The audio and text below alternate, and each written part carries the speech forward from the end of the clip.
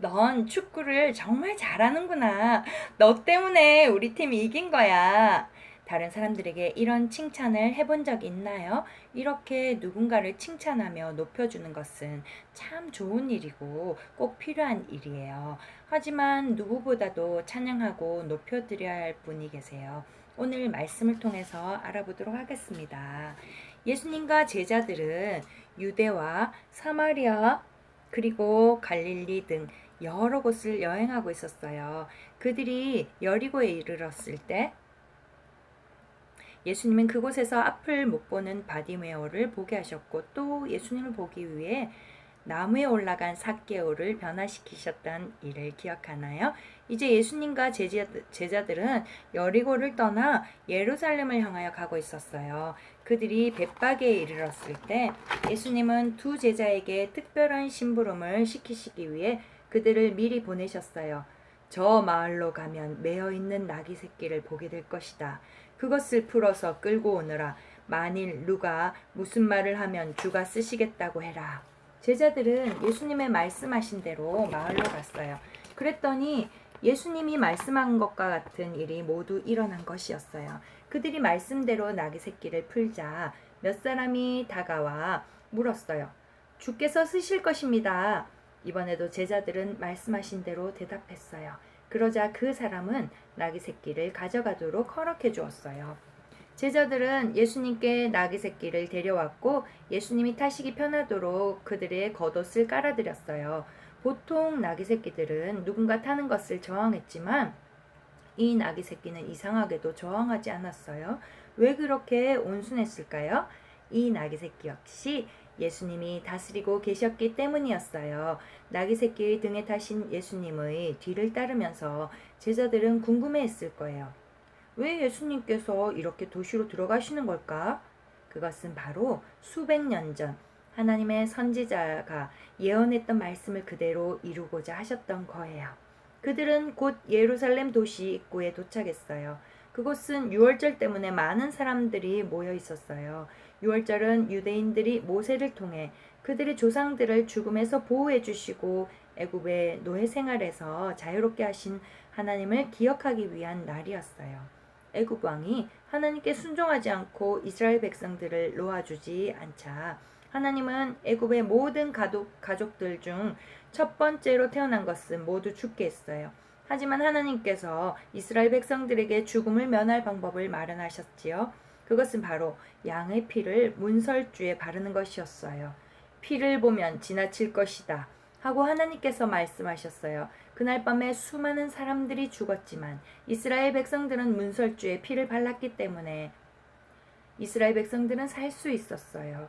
그리고 다음날 아침 그들을 해방시키셨어요. 하나님의 선하심과 보호하심을 기억하고 찬양하도록 유월절을 기념하라고 말씀하셨어요. 그래서 매년 많은 사람들이 예루살렘에 모였던 거예요.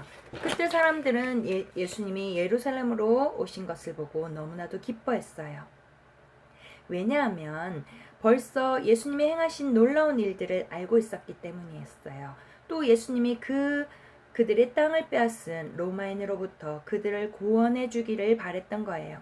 예수님이 나귀 새끼를 타고 예루살렘으로 들어가시자 많은 사람들은 자기들의 겉옷을 길가에 펴기 시작했어요.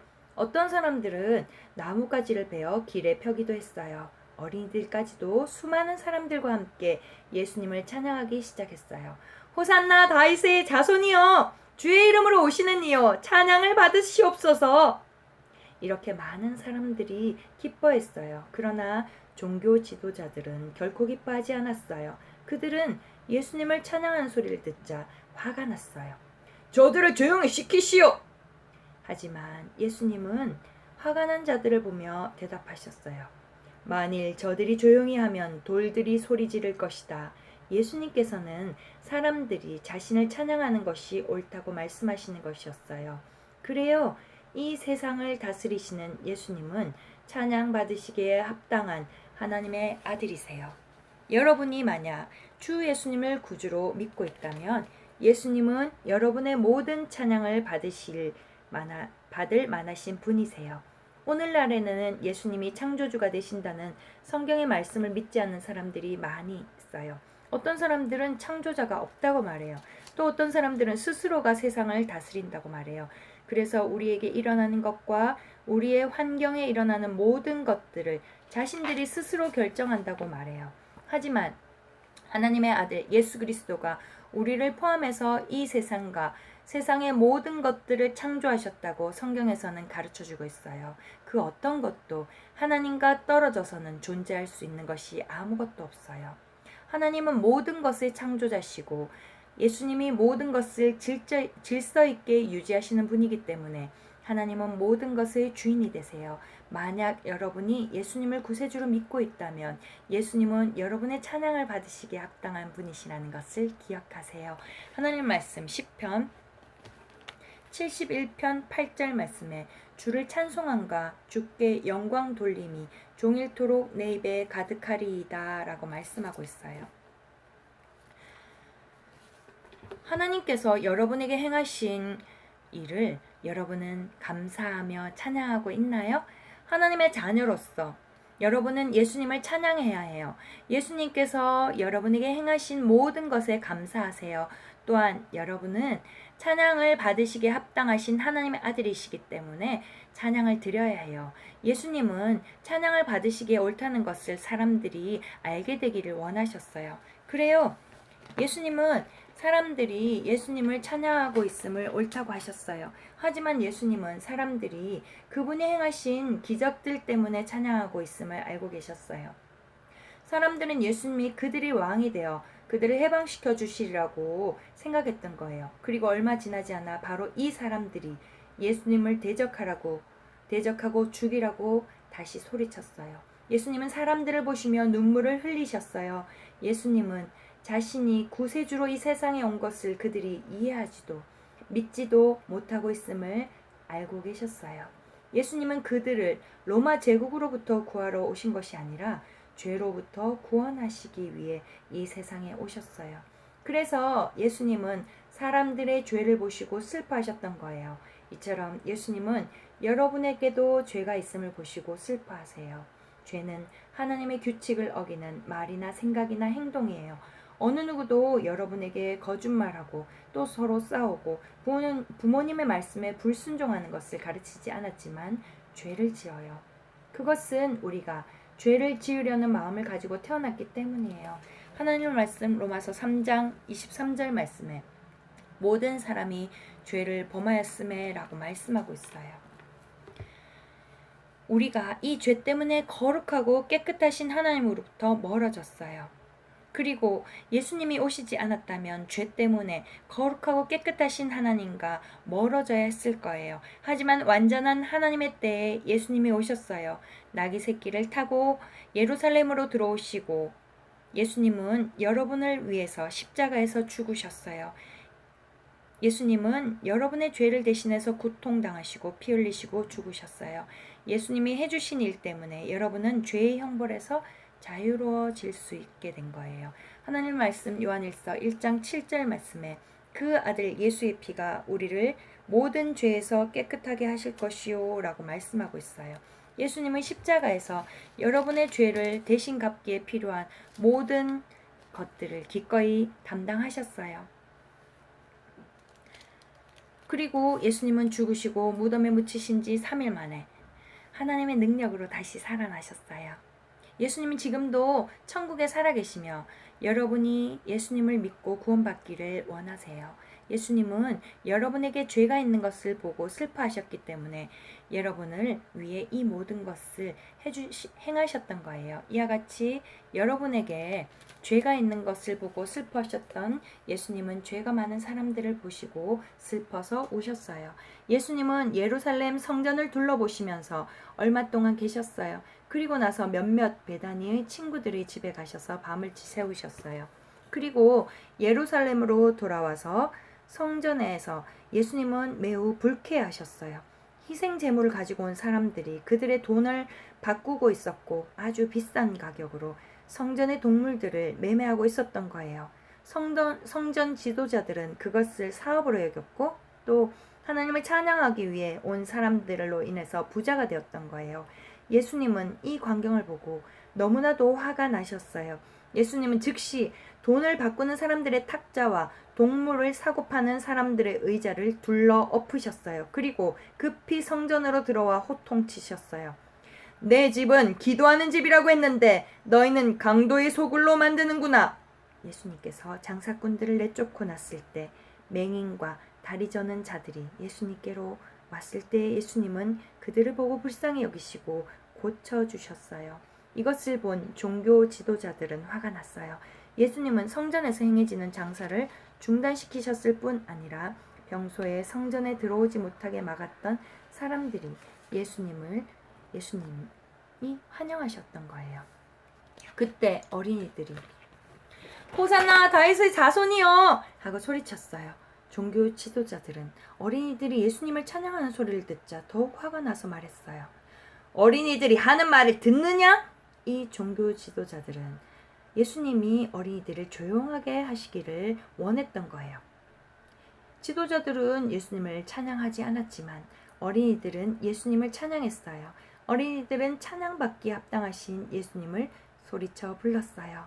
여러분은 어때요? 여러분은 예수님을 찬양하고 싶나요? 여러분이 만약 예수님을 구세주로 믿고 있다면 예수님은 여러분의 모든 찬양을 받으실 만한 분이세요. 예수님이 세상에서 행하신 모든 것과 여러분의 삶에서 행하신 예수님의 능력을 보고 그분을 찬양하세요. 여러분이 예수님을 찬양해야 할 그 이유를 알고 있나요? 예수님은 우리의 찬양을 받으시기에 합당하신 분이세요. 예수님은 지혜로우세요. 예수님은 모든 것을 만드셨고 모든 것을 이해하세요. 여러분에 대한 예수님의 계획은 완전하세요. 또 예수님은 언제나 한결같으시고 결코 변함이 없으시고 순결하시고 선하시고 신실하게 여러분을 사랑하고 돌보세요. 또한 예수님은 주권자세요. 여러분과 저의 삶을 포함하여 하늘과 땅의 모든 것들을 다스리세요. 그보다 더 위대한 권력이나 권위는 없어요. 이번 주에 여러분이 하나님과 함께 시간을 보낼 때 찬양으로 시작하세요. 여러분은 감사 기도를 하거나 위대함에 대한 시를 쓸 수 있어요.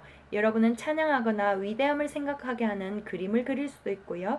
이 모든 것들은 여러분이 하나님을 찬양하는 방법이에요. 오늘 요절 말씀을 기억하며 예수님을 찬양하세요. 다 같이 외워볼까요? 하나님의 말씀 10편 34편 1절 말씀 내가 여호와를 항상 송축하며 내 입술로 항상 주를 찬양하리이다. 10편 34편 1절 말씀 아멘. 그래요, 예수님을 찬양하세요. 예수님은 여러분의 모든 찬양을 받으실 만한 분이세요. 우리가 예수님을 찬양하는 것처럼 이 성전에 있는 어린이들은 예수님을 찬양했어요. 하지만 지도자들이 어린이들이 외침을 들었을 때 그들은 화가 났어요. 그들은 예수님이 어린이들을 조용하게 해주기를 기대했지만 예수님은 거절하셨어요. 어린아기와 젖먹이들의 입에서 나오는 찬미를 온전하게 하셨다. 예수님은 어린이들의 찬양을 기뻐하셨어요.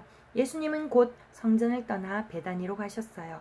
화가 난 종교 지도자들이 며칠 후 예수님을 죽일 것을 알고 계셨어요. 비록 예수님은 슬프셨지만 아마도 여전히 찬양의 메아리를 들으실 수 있었을 거예요.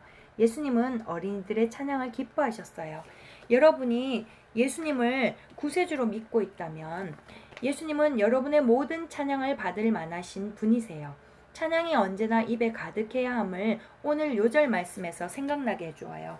하나님의 말씀 10편 34편 1절 말씀 내가 여호와를 항상 송축하며 내 입술로 항상 주를 찬양하리이다. 10편 34편 1절 말씀 아멘. 이번 주 내내 하나님과 특별한 시간을 가질 때 단 몇 분이라도 예수님을 찬양하겠나요? 세상의 모든 것을 만드신 창조자이심을 찬양하세요. 또한 예수님의 인격을 찬양하세요.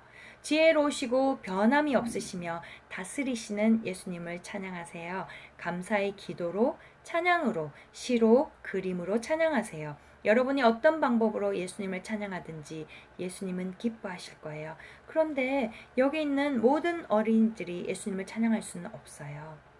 여러분이 예수님을 구세주로 믿고 있지 않다면 여러분은 진정으로 예수님을 찬양할 수 없어요.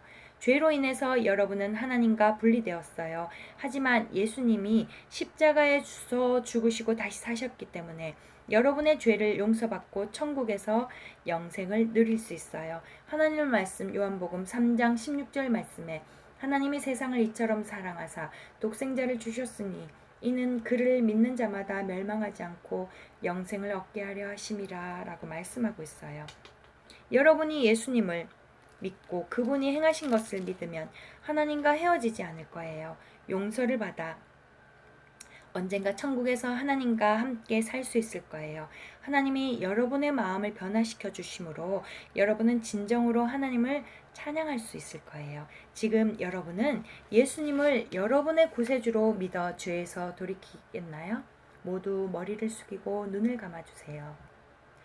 여러분이 예수님을 여러분의 구세주로 믿고 싶다면 조용히 오른손을 들어서 표시해 주세요. 네, 감사합니다. 더 없나요? 네, 감사합니다. 또 다른 친구 없나요? 네, 감사합니다. 이제 손을 내리고 모두 눈을 뜨세요. 방금 손을 들어서 표시해 준 친구는 모든 시간이 마친 후 선생님을 만나주세요. 그러면 영생 없는 법을 하나님의 말씀에서 보여주도록 하겠습니다.